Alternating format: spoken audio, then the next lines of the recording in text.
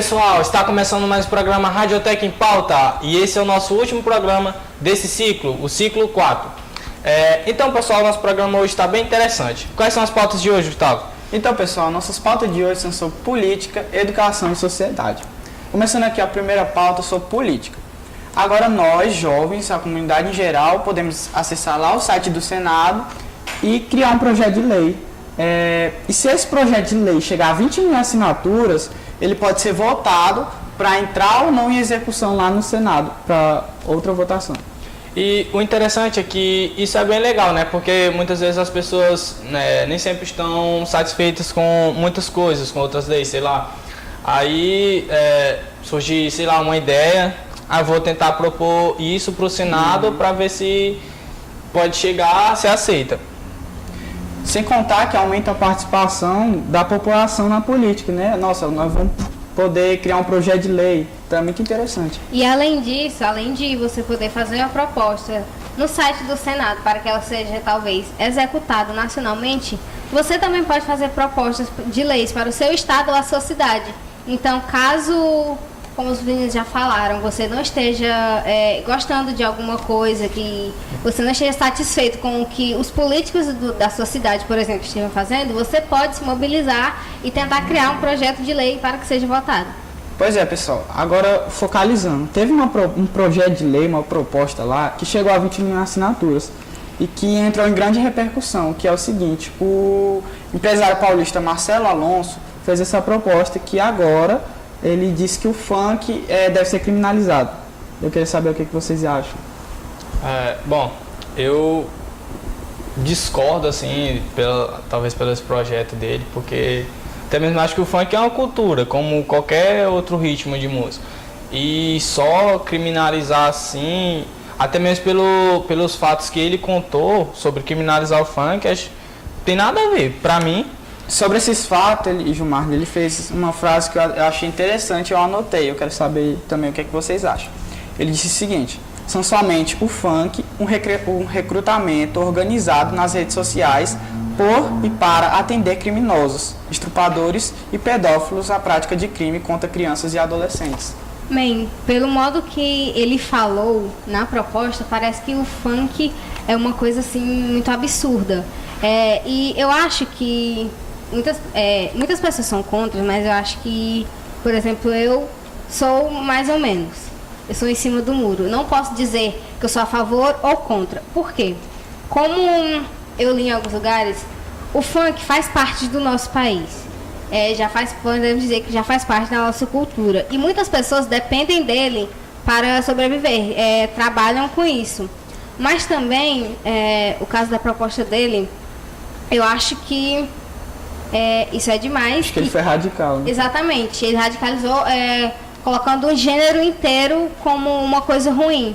Eu acho que, por exemplo, na minha opinião, não criminalizar, poderia ser, tipo, os funks que fazem apologia ao uso de drogas, à bebida, por exemplo, a objetificação da mulher, que é uma coisa que está presente no funk. Que todo dia uma música nova e todo dia fala sobre isso. E o que eu acho mais absurdo é que as próprias mulheres dançam as músicas que acabam diminuindo.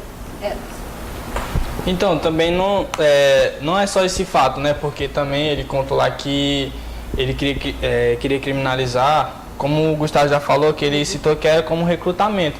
Mas muitas vezes também o funk, até mesmo porque o funk tem várias divisões, né? Tem o funk apologia, ostentação e tal.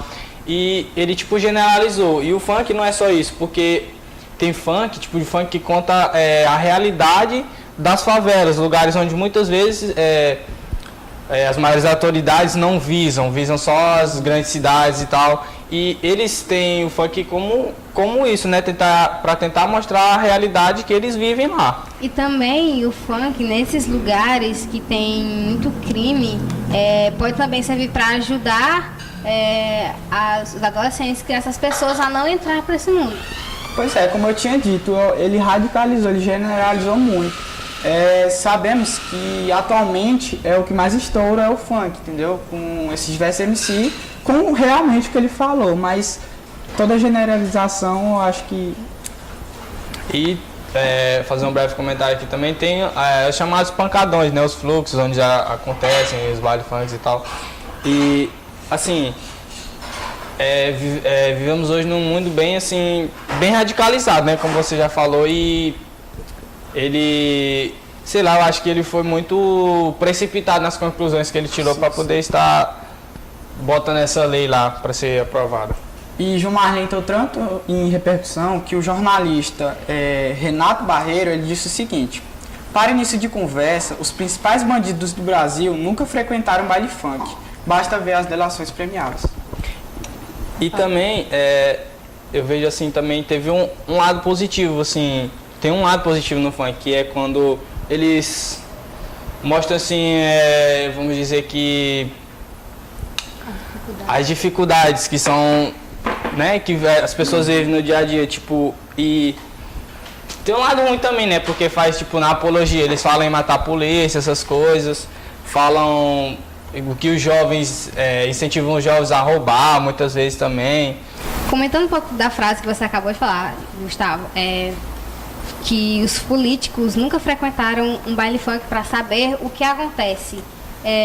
E como o Gilmar falou, muitas vezes essas músicas, elas podem passar mensagens boas e mostrar a realidade dos lugares que eles não ligam, podemos dizer assim. Pois é, pessoal, é uma pauta de grande repercussão e a equipe da Radiotech fez uma enquete sobre isso, inclusive foi lá em Teresina, no Salip, vejam aí. Sobre o assunto, eu queria falar que com o advento da tecnologia, as crianças hoje em dia são facilmente meio que manipuladas, porque o conteúdo está aí, é só qualquer criança, adolescente, entrar na internet, tudo que ela quiser vai estar lá.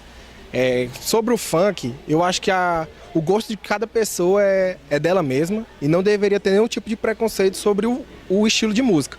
Só que deveria ter, por exemplo, algum tipo de filtro para que as crianças pudessem pelo menos ser um pouco privadas desse assunto, porque grande parte das músicas tem uma conotação sexual muito grande e eu creio que não é a hora adequada para as crianças ouvirem certos tipos de coisas. Então, simplesmente ter um pouco maior de filtro dos pais para que eles possam auxiliar suas crianças da melhor maneira possível. E então, pessoal, vamos para a segunda pauta de hoje. A segunda pauta de hoje é sobre educação. A importância da leitura em nossas vidas. Eu queria saber de vocês o que vocês podem falar para as pessoas aí sobre esse tema. Como a gente já deve ter discutido algumas vezes, já deve ter falado algumas vezes nesse programa, a leitura ela é muito importante, porque tudo na nossa vida tem leitura, não adianta. Todas as matérias você tem que ler alguma coisa. E eu acho que com a evolução da tecnologia, que a gente já falou muito, as pessoas deixaram muito de ler, de pegar num livro, de ir em algum lugar, descansar, e passaram muito a ficar trancadas em casa, mexendo nas redes sociais, por exemplo. Pois é, a importância da leitura, ela é fundamental na nossa vida. E eu acredito que, como a Rony falou, com a evolução tecnológica, eu acho que ela vem sendo substituída por outras atividades, tipo, pela televisão, depois pelo videogame, depois pelo computador, smartphone. Então, e a leitura também é bem importante pelo fato de, além de ser fundamental, né, ela vem desde os primórdios e tal, e ela está presente em tudo hoje em dia. E sem ela, tenho certeza que a gente não vai a lugar algum sem ela. Bem, pessoal, sem contar que a leitura, ela beneficia muita gente, que nós podemos com isso compreender melhor um texto quando lemos e até escrever melhor, pois quando se lê, você observa as palavras, você aprende como se escreve e, consequentemente, você acaba escrevendo melhor. Melhora também o senso crítico, que vem através das buscas de informações, né? Que quando você lê muito, você captura muitas informações e está apto a discutir com qualquer pessoa em qualquer lugar. Exatamente, Gilmar. E lembrando que a leitura que estamos falando não é apenas de livros. Você pode ler uma revista, você pode ler um artigo, um jornal e ficar informado sobre as coisas que acontecem. Não necessariamente pegar um livro e ler inteiro.